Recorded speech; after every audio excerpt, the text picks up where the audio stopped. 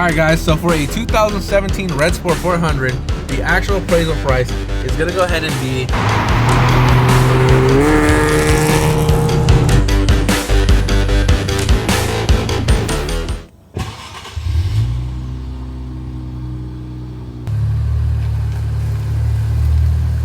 so we're finally actually go ahead and replace the splitter on this thing. You go ahead and definitely see it's completely destroyed with all the carbon weave just hanging out. But again, we got the bumper fixed. We have the new splitter right here that we're actually gonna go ahead and put on. So pretty much the holes are real similar. So I'm hoping everything lines up and we don't have an issue and we don't have to re-drill anything.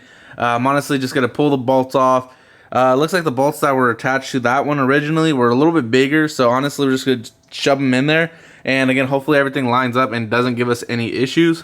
But I am honestly surprised on how it looks without the splitter. It looks a little different, I ain't gonna lie. But we definitely need to go ahead and throw that thing on.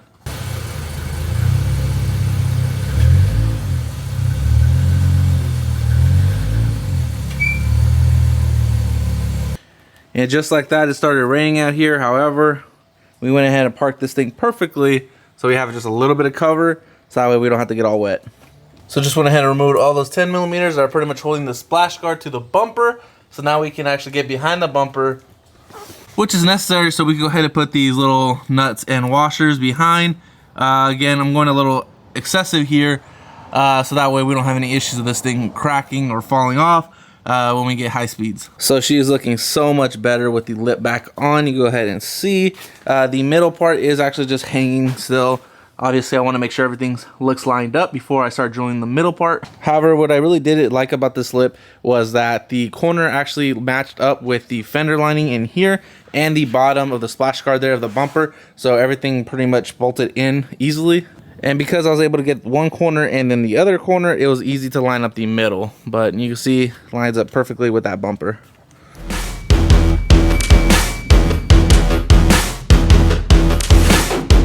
So now it's actually off the ramps, it's sitting on the ground. It looks 10 times better.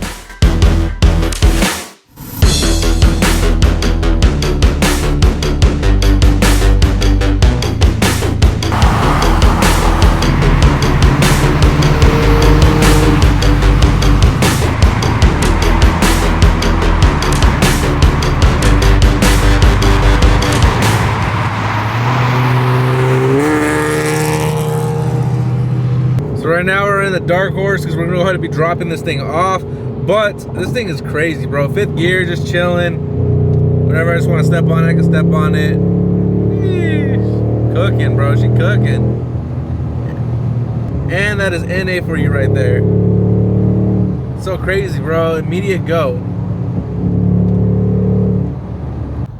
Oh, bro.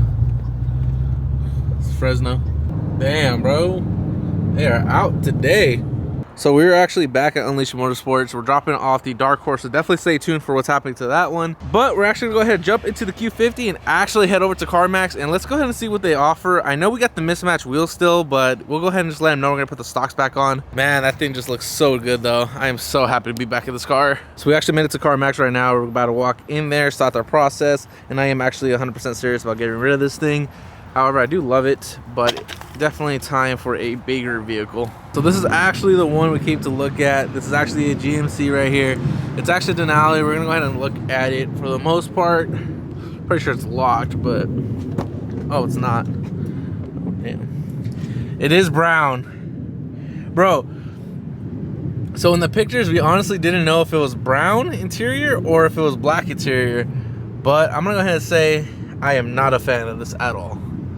So this is brown interior with brown plastic all around. All right guys, so for a 2017 Redsport 400, the actual appraisal price is gonna go ahead and be $15,000. So I do actually have an interested party already. So if I were to sell it, I would sell it to them. I would not take that, you know, $15,000 offer. However, we are getting a truck shipped from Bakersfield to Fresno. So that way we go ahead and take a better look at it. And I am actually looking forward to seeing that. So we do have one truck out of all the trucks they had. There's only one that I was actually semi-interested in. All right, so we're actually back at the house and we're gonna go ahead and just walk over the Q50 real quick. So again, I do have a promising buyer. So again, $15,000 is insane for CarMax to offer that, but I'm gonna go ahead and just look over some of the goodies. Obviously, it has the blacked out vinyl wrap all over all the chrome pieces. We also have the carbon fiber little spoiler right there with the carbon fiber diffuser there. And walking over to the front, we obviously have the lip right here that you guys saw in the beginning of the video of us installing it. Now I gotta say, as far as the Q50s, when you do the blackout front, it looks the best, especially when you get the actual emblem over here with the carbon fiber, and it is RGB. It also has the blacked out housing and the RGB eyebrows pretty much right there. And actually coming back to the wheels, so we do actually have a Belgian wheel in order, so it should be here, so that way we can actually finally get the full set back. Honestly, the stance when we bought it was perfect, so that's why I didn't even touch it.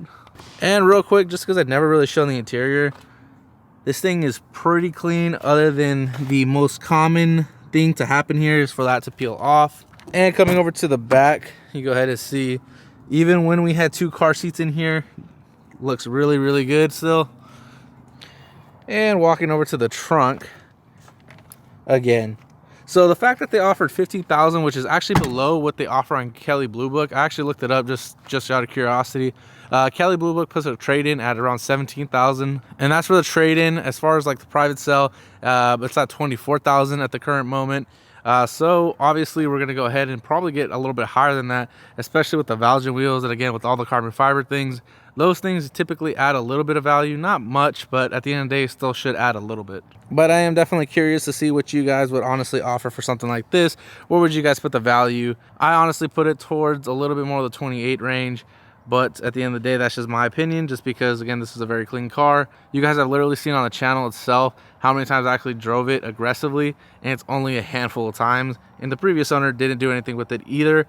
So at the end of the day, this has been a very well kept car.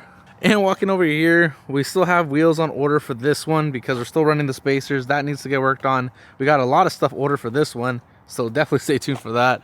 And we actually have the dark horse over here, which we actually added a few things, so definitely stay tuned for that because I am just so damn happy to have this thing back. So definitely let me know if you guys think we should actually sell it. We are looking at that truck, so I definitely want to get it just for the bigger family car, but at the end of the day, this car has been so damn good to me, I really don't know if we really should get rid of it. But with that being said, definitely appreciate y'all who've been actually watching for the Q50 content. So we'll definitely decide if we end up selling it or not. But with that being said, go ahead and subscribe if you're not yet subscribed. I'll catch you guys in the next one. Peace out, guys.